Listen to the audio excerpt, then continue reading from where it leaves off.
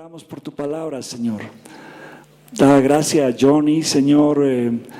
Bendice su boca, Señor. Y bendice nuestros corazones, Señor, para que podamos recibir esta palabra, Señor. En el nombre de Jesús oramos, Padre. Amén. Hermanos, ustedes saben que mañana es un día donde es importante que votemos. Un voto puede decidir este asunto. Un voto. Así que este es un caso especial donde pienso que tenemos la responsabilidad como ciudadanos de votar. ¿Quieren que les diga cómo votar? Abren la papeleta que esté sin marca, le marcan donde alguien elegido, la doblan y la meten en el ánfora. ¿Está bien? Ahora, como cristianos, hermanos, tenemos un deber de lealtad con Dios. ¿Ya? Entonces, la palabra dice: bienaventurada la nación cuyo Dios es Jehová. Entonces, lo mejor para nuestro país es acercarse a Dios. Amén. Entonces, nosotros como cristianos tenemos que ver más allá de algunas ventajas materiales, económicas. Tenemos que pensar si este gobierno está acercando nuestra nación a Dios o la está alejando de Dios. ¿Ok? Y con ese pensamiento pienso que deberíamos analizar y votar. ¿Ya? Yo no soy de ningún partido político y no estoy promoviendo una de las opciones. Estoy diciéndoles cómo deberíamos considerar para votar. Amén. Ahora la palabra está basada en Isaías 61. El inicio de esta escritura es la que el Señor Jesús usó cuando se le dio el profeta Isaías, el pergamino de Isaías. Él estaba en la sinagoga de Nazaret y estaba comenzando su ministerio. Y leyó los primeros 2 versículos de este capítulo de Isaías. Dijo: el Espíritu de Jehová el Señor está sobre mí, porque me ungió Jehová y me ha enviado a predicar buenas nuevas a los abatidos, a vendar a los quebrantados de corazón, a publicar libertad a los cautivos y a los presos apertura de la cárcel, a proclamar el año de la buena voluntad de Jehová y el día de la venganza del Dios nuestro, a consolar a todos los enlutados. El Señor paró en el año de la buena voluntad de Jehová. Ahí paró su lectura. Muchas gracias. Y ese momento les dijo a todos: hoy se ha cumplido esta escritura delante de ustedes. Y claro, tardaron un poquito en darse cuenta qué estaba diciendo el Señor Jesús. Y cuando se dieron cuenta que estaba diciendo que Él era el ungido de Jehová, se enojaron contra Él y lo sacaron de la ciudad para botarlo por un monte, un despeñadero que había ahí en Nazaret. Hasta ahora está ese lugar, les cuento. Ya no botan profetas por ahí, pero está el lugar donde quisieron botar a Jesús. Y como no era su hora, claro, estaba empezando su ministerio, el Señor se dio la vuelta y pasó entre ellos y se fue. Ahora, esta escritura inicialmente era una profecía que Jesús iba a cumplir, ¿correcto? Ese día estaba empezando el cumplimiento de esta profecía. Estaba empezando a predicar, a traer buenas nuevas, libertad a los cautivos, vendar a los quebrantados de corazón, sacar de la cárcel a los presos, etc. Estaba empezando ese día. Y su ministerio duró 3 años hasta que fue crucificado, murió y resucitó de entre los muertos y ascendió a la diestra del Padre. Ahora, hermanos, esta escritura no fue solamente para Jesús. Esta escritura se aplica a nosotros hoy, porque nosotros tenemos el deber de seguir a Jesús y de hacer su voluntad. Y si bien el ministerio del Señor Jesús fue corto, 3 años de ministerio no es nada, o les parece largo. Cortísimo, ¿no ve? Con Jorge estamos 40 años en el ministerio. Así que los 3 años del Señor Jesús fueron cortísimos. Y en Juan 12:26, pongan su dedo ahí en Isaías, vamos a volver ahorita. En Juan 12:26 dice, bueno, desde el 25, el que ama su vida la perderá, y el que aborrece su vida en este mundo, para vida eterna la guardará. Si alguno me sirve, sígame, y donde yo estuviere, allí también estará mi servidor. Si alguno me sirviere, el Padre le honrará. Y Jesús estaba pensando en salir de este mundo. Estaba pensando en su partida cuando dijo esto. El verso 27, Jesús dice, ahora está turbada mi alma. ¿Y qué diré? Padre, sálvame de esta hora. Mas para esto he llegado a esta hora. Padre, glorifica tu nombre. ¿Y en qué estaba pensando Jesús? ¿Cómo iba Dios a glorificar su nombre? Mandando a Jesús a la cruz. Esa iba a ser la forma de glorificar a Dios. En eso estaba pensando. Y Jesús dice, si alguno me sirve, sígame. Donde yo estuviere, estará mi servidor. Hermanos, nosotros tenemos que seguir a Jesús en cumplir esta escritura. Nosotros somos llamados, enviados, ungidos de parte de Dios para poder ir a predicar buenas nuevas a los abatidos. ¿Cuántos abatidos hay en este mundo? Donde uno mire, está lleno de abatidos. Donde miremos, hay abatidos. Gente que no puede apoyarse en Dios en medio del problema. Y a veces los problemas los ahogan y llegan hasta el suicidio. ¿Cuántos conoces tú así, alrededor tuyo? Gente que está abatida por sus problemas. Gente que ya no puede ni alzar la cabeza, se están por ahogar. Dios te ha llamado. Primero te ha ungido y luego te ha enviado a predicar esas buenas nuevas a los abatidos. A vendar a los quebrantados de corazón.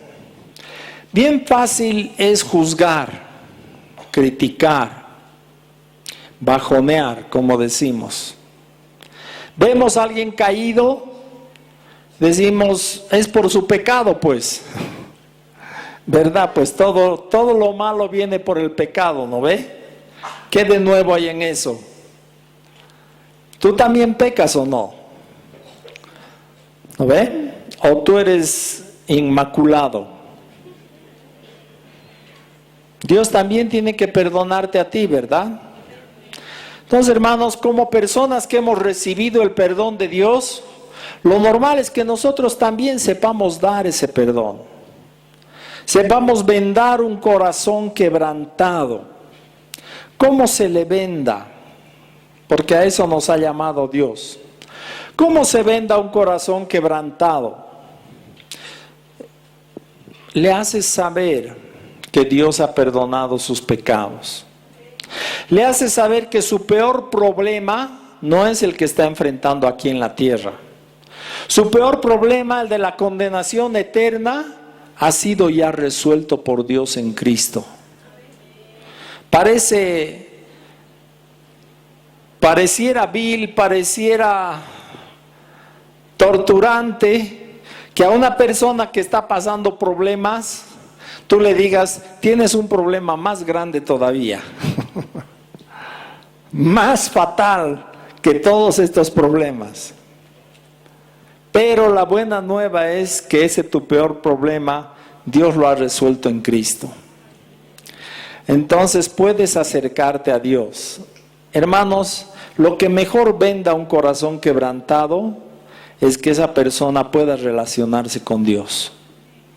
Eso es lo mejor. No hay mejor que eso. No hay en este mundo. Tú puedes decir, le mandaremos al psicólogo. Le mandaremos, ¿dónde? A una terapia en algún lugar con una piscina de agua caliente. Que se relaje. Nada venda un corazón quebrantado si no es la relación con Dios. Eso es lo que realmente puede traer consuelo. A publicar libertad a los cautivos. ¿Cautivos de qué? ¿Cautivos de qué? Cautivos del pecado, cautivos del diablo, cautivos del mal. Todo este mundo está cautivo al mal, a sus pecados. Todo el mundo está así. Y tú tienes una palabra que los puede hacer libres de esa cautividad. Solamente con decirles que Cristo los ha libertado de toda esclavitud del mal, del pecado, que los ha trasladado del reino de las tinieblas al reino de la luz, si se convierten. Tú tienes una palabra que puede sacarles de esa cautividad, de esas tinieblas. Y a los presos, apertura de la cárcel. Un hermano fue a predicar a la cárcel de mujeres y quería que este versículo se cumpla literalmente. Así que les dijo, hermanas, todas ustedes van a salir de acá. Se va a cumplir esto. Dios les va a dar apertura de la cárcel. ¿Será que eso está diciendo? No está diciendo eso. Está hablando de la cárcel espiritual. Está hablando de las ataduras de maldad, de impiedad que hay en nuestras vidas. De esa cárcel, el Señor nos ha sido enviado a proclamar libertad, apertura de cárcel para los que están encarcelados en el sentido espiritual. A veces Dios también los saca de la cárcel, pero no es eso lo más importante. Lo más importante es que sean libres del encarcelamiento espiritual en sus corazones. Para eso Jesús ha sido enviado y nosotros también. Hemos sido enviados a proclamar libertad a los encarcelados, que están encarcelados por la maldad, por el pecado, que no pueden mirar más que esa limitación, no pueden salir de la cárcel de maldad en que se encuentran. Piensan que no van a poder salir. A proclamar el año de la buena voluntad de Jehová. Hermanos, ¿cuál es ese año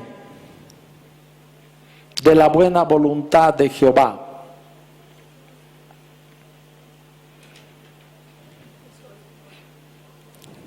Es hoy, es este año. Son todos los años.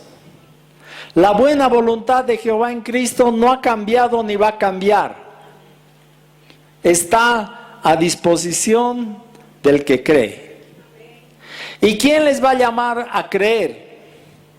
¿Quién les va a decir, puedes creer en esta buena voluntad de Dios para tu vida, hacia tu vida? ¿Quién? Nosotros somos llamados. ¿Para qué te ha ungido Dios? ¿Cuál es su propósito al traer salvación a tu vida? Es para que tú también lleves salvación a otros.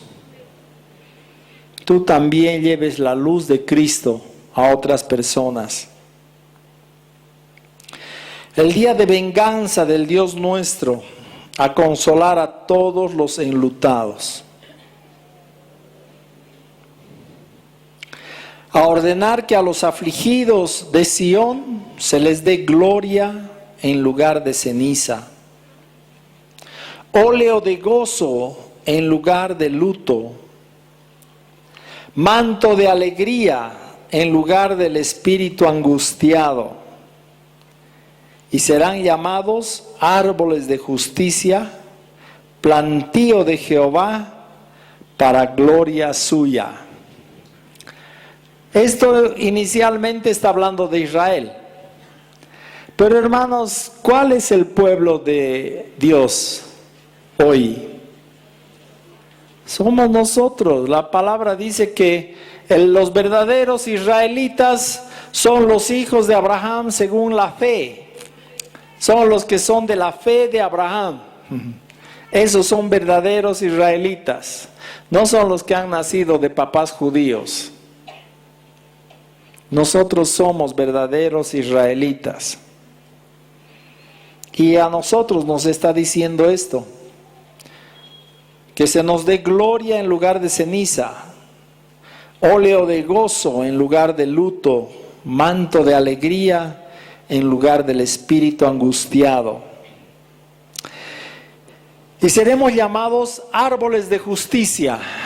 Hermanos, un árbol de justicia es un árbol cuyos frutos se ven.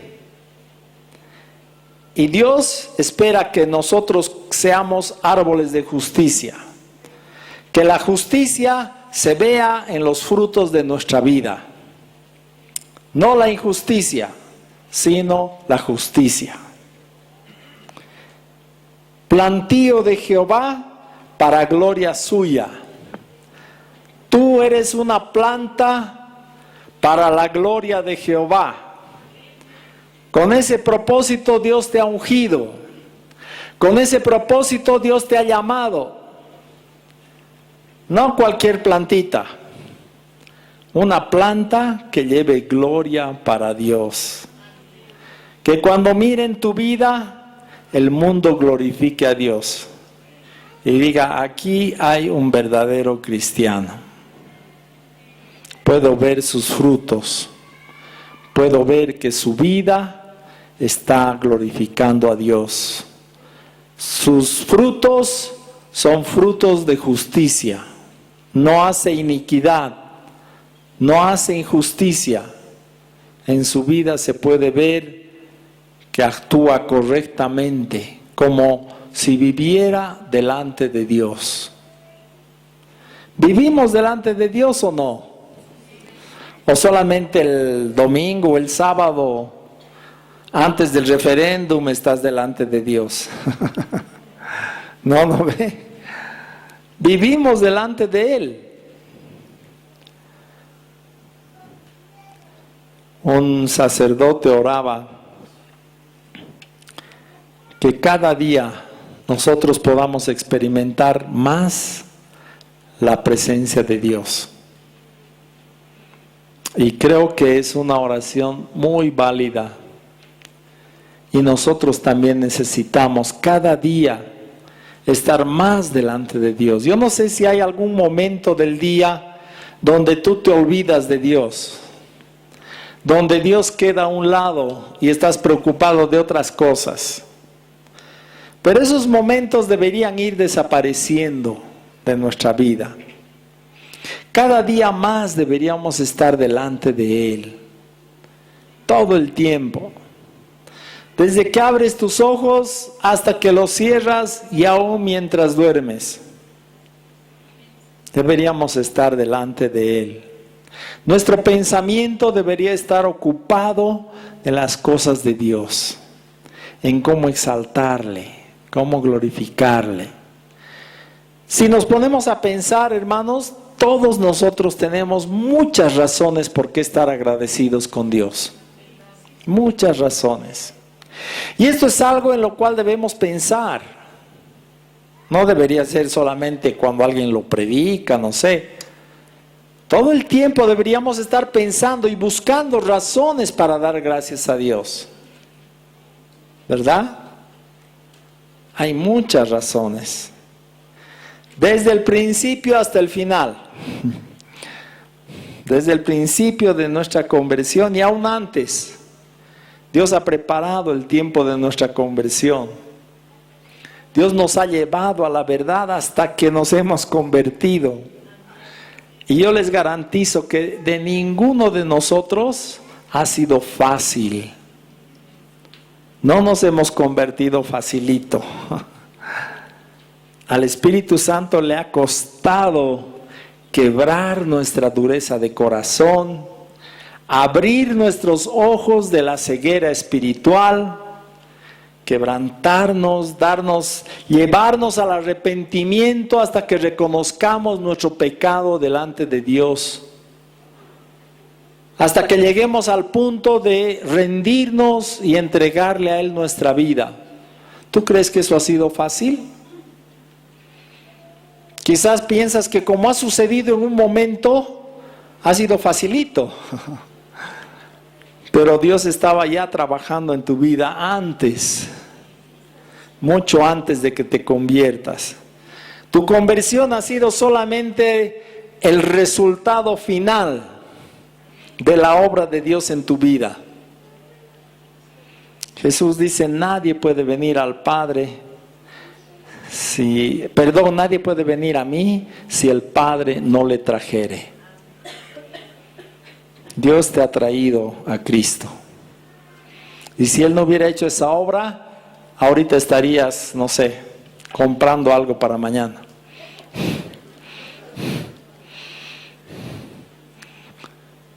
Estaríamos afanados en las cosas de esta vida. Seguimos. Isaías 61.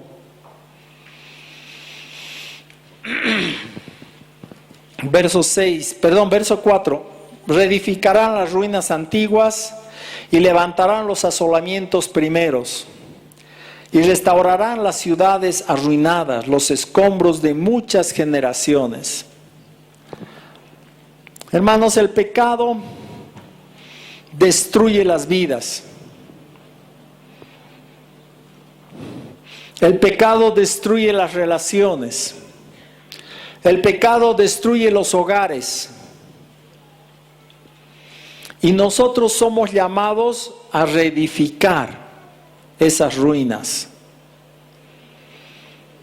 El mayor especialista en reedificar ruinas es Dios.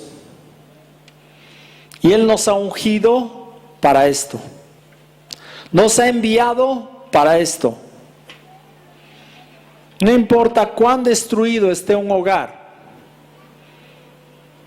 Si tú te acercas con fe, oras, clamas, te acercas a las personas, les hablas que hay esperanza, que en Dios pueden restaurar su hogar, es posible que Dios lo restaure. Todo lo que los hombres no podemos hacer, en eso Dios es especialista. Su especialidad es hacer lo que los seres humanos no pueden.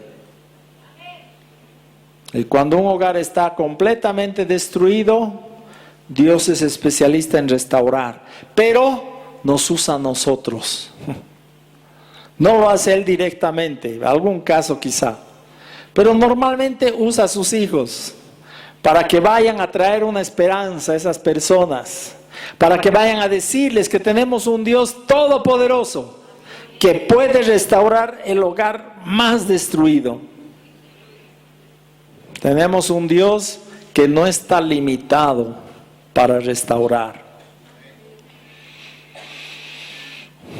Ciudades arruinadas, escombros de muchas generaciones. Ustedes saben que los pecados se pasan de una generación a otra. Cuando los hijos ven a un padre adúltero, ellos también aprenden a ser adúlteros. Cuando los hijos ven a un padre borracho, también aprenden a ser tomadores. Cuando los hijos ven a un padre ladrón, ellos también aprenden a robar. Pero Dios nos ha llamado a restaurar esos escombros de muchas generaciones. Hermanos, nada mejor que el Evangelio para romper las cadenas de pecado. Y tú tienes el Evangelio. Tú tienes la palabra que el mundo necesita para salir de esas ataduras de pecado. ¿Conoces un borracho? Puedes decirle que en Cristo puedes ser libre. Un alcohólico, un drogadicto. ¿Conoces un gay, hombre o mujer? Tú puedes decirle que esa persona puede ser libre en Cristo. Que si el mundo le ha dicho que tiene que quedarse así hasta que se muera, es una mentira. Todo pecado es perdonado por Dios y a sus hijos Dios los hace libres del pecado. Cualquier atadura, Dios te hace libre. No hay pecado que Dios no pueda perdonar, no hay cadena que Cristo no pueda romper. Solo es creer, recibir. Y ustedes, hermanos, son los responsables de llevar esa palabra. Para eso te ha ungido, para eso te ha enviado.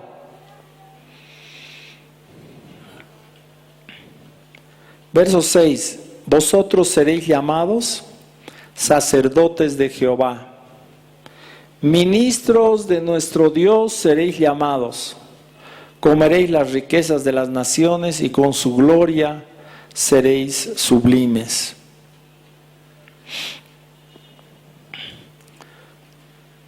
La iglesia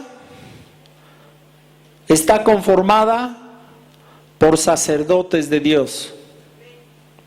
Un reino de sacerdotes y gente santa. Eso es lo que Dios les dijo a los judíos en Éxodo 19 al sacarlos de Egipto. Si ustedes dan oído a mi voz, ustedes van a ser mi especial tesoro sobre la tierra. Un reino de sacerdotes y gente santa. Y eso también dice Pedro.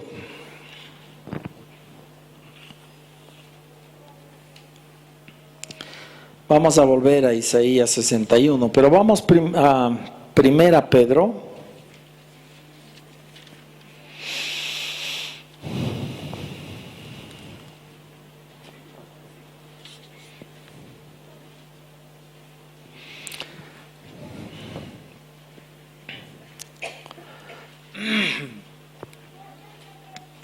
Ay, estoy en segunda.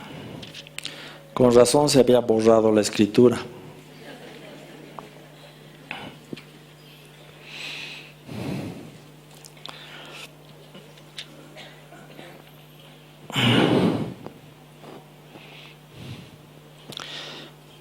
Primera Pedro.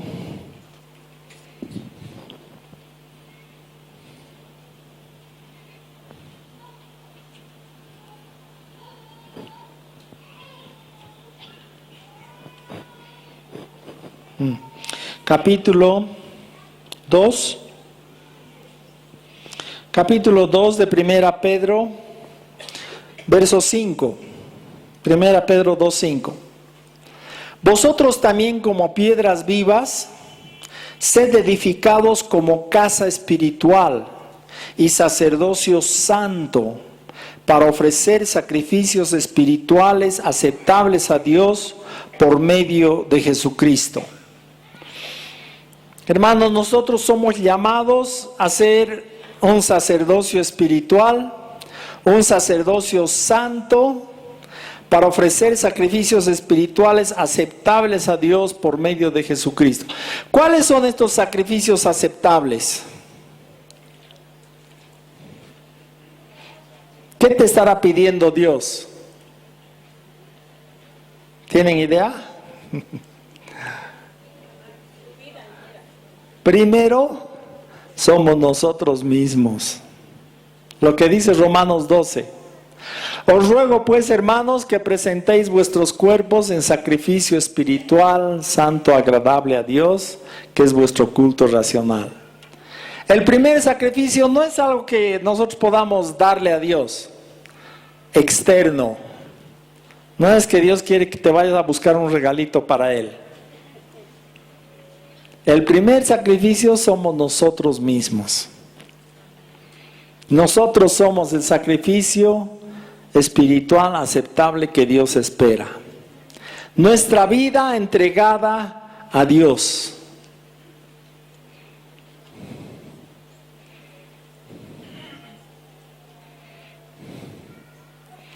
¿Cuál es más fácil? ¿Ofrendar a tu hijo o ofrendarte a ti mismo? Cuando Jehová le pidió a Abraham su hijo, ¿en qué estaba pensando? ¿Quería Dios la vida de Isaac? Así parecía, ¿no? ¿Qué le dice el ángel cuando detiene su mano? Yo creo que será Jesús, que detiene la mano de Abraham. ¿Qué le dice? Ahora conozco que tú realmente me amas, me sirves. No me has negado a tu hijo. ¿Qué es lo más valioso en tu vida? Eso quiere Dios. ¿Qué es lo más valioso que tienes? Dios quiere esa entrega, hermanos. Volvemos a Isaías 61. Vosotros seréis llamados sacerdotes de Jehová. Ministros de nuestro Dios seréis llamados. Comeréis las riquezas de las naciones y con su gloria seréis sublimes.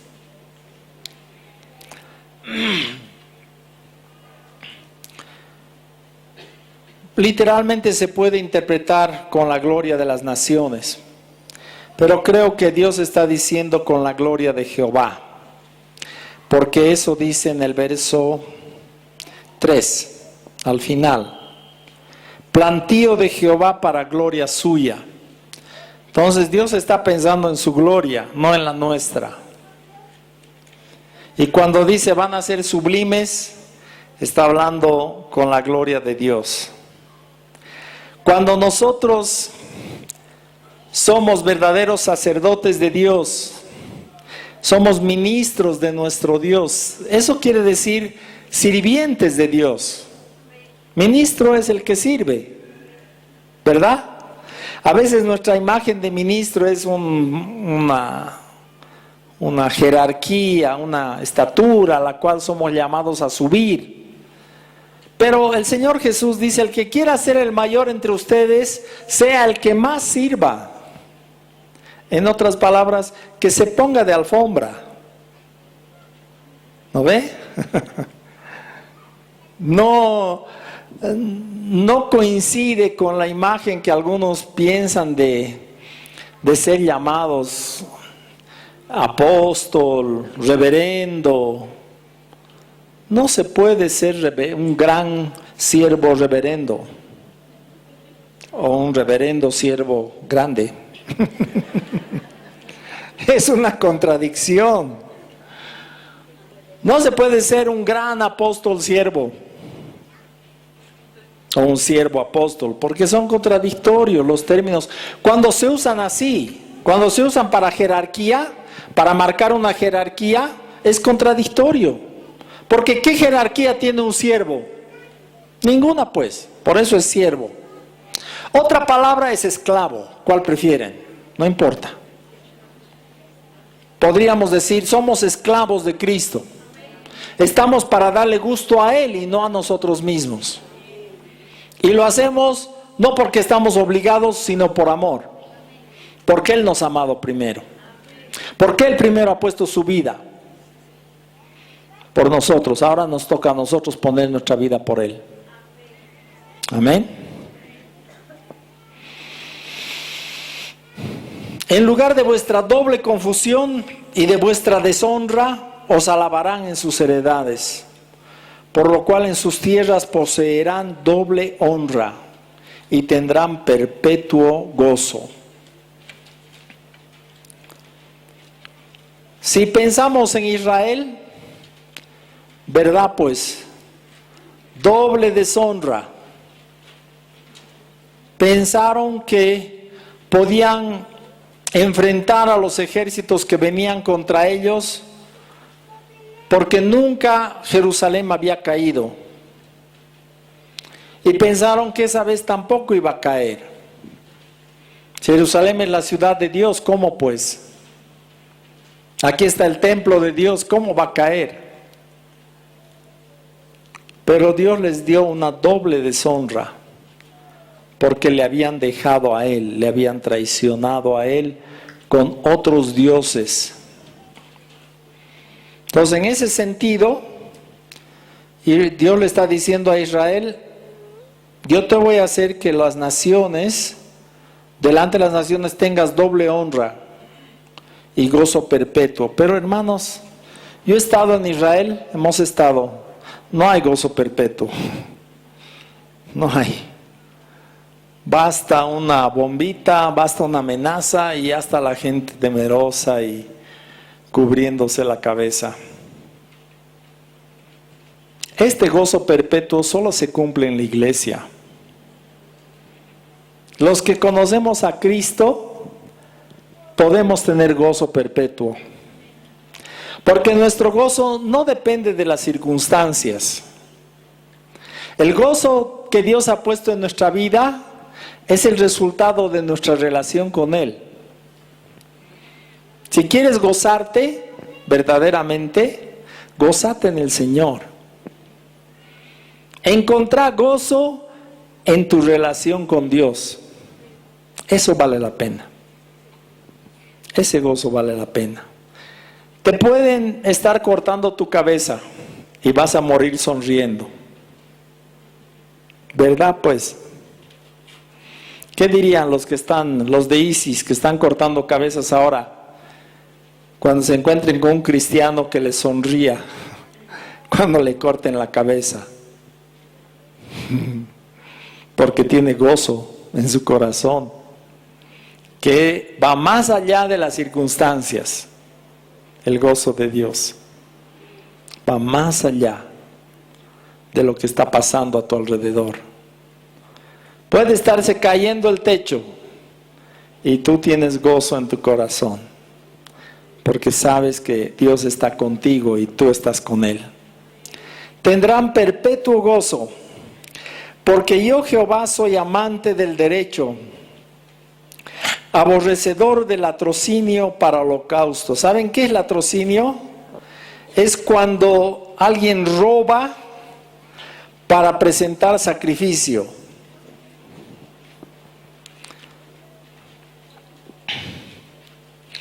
Hay veces que puede haber una persona que es un maleante y tiene dinero. Y puede pensar que con su ofrenda a la iglesia Dios le va a perdonar. Ese es un latrocinio. La iglesia no puede aceptar una ofrenda así. No debería. Dios aborrece a alguien que trae una ofrenda robada. Por tanto, afirmaré en verdad su obra y haré con ellos pacto perpetuo. El corazón de Dios, hermanos, desde esta época no ha cambiado. Sigue siendo el mismo. ¿Qué quiere hacer Dios contigo? Un pacto perpetuo. Para siempre. Sin final. La descendencia de ellos será conocida entre las naciones. y sus renuevos en medio de los pueblos. Todos los que los vieren reconocerán que son linaje bendito de Jehová. ¿No quisieras que este versículo se aplique a ti y a tu descendencia? Que al ver a tus hijos, la gente del mundo reconozca que es linaje bendito de Jehová.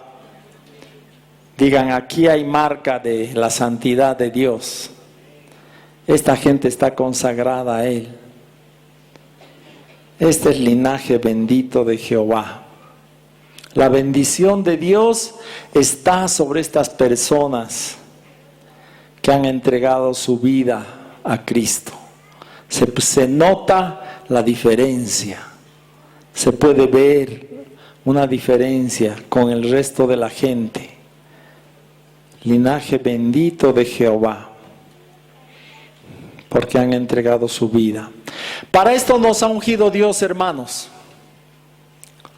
Para esto nos ha enviado. Tú eres enviado de Dios a este mundo.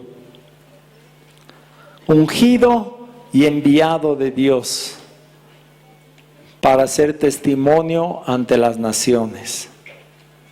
Amén. Y que el mundo vea que Dios está con nosotros. Bien, vamos a ponernos en pie.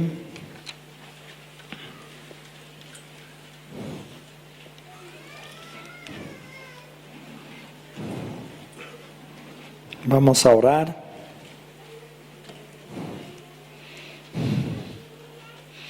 Esta vida, hermanos, no es natural. No es en nuestras fuerzas. Dios tiene que hacer esto en nosotros. Así que quiero desafiarles que le pidamos eso a Dios. Amén. Que Él nos dé la gracia para vivir así. Señor amado, te damos gracias por tu palabra, que es vida para nosotros. Te damos gracias, Señor, por habernos rescatado de nuestra vana manera de vivir. Te damos gracias por habernos ungido con tu Espíritu Santo y habernos enviado a hacer tu obra, a continuar lo que tú has empezado. Concédenos, Señor, vivir de esta manera. Danos tu gracia para vivir conforme a tu corazón. Danos tu unción, Señor, para agradarte, para vencer al mundo, para vencer toda tentación, todo pecado, para ser verdaderamente libres en ti, libres para honrarte con nuestras vidas. Glorifícate, Señor, en cada una de nuestras vidas. Que tu iglesia en esta ciudad sea una lumbrera, un baluarte de la verdad. Señor, que nuestras vidas manifiesten tu luz. Nuestras vidas manifiesten, Señor, tu gloria, tu santidad. Concédenos esto, Padre, en el nombre de Jesús oramos. Amén.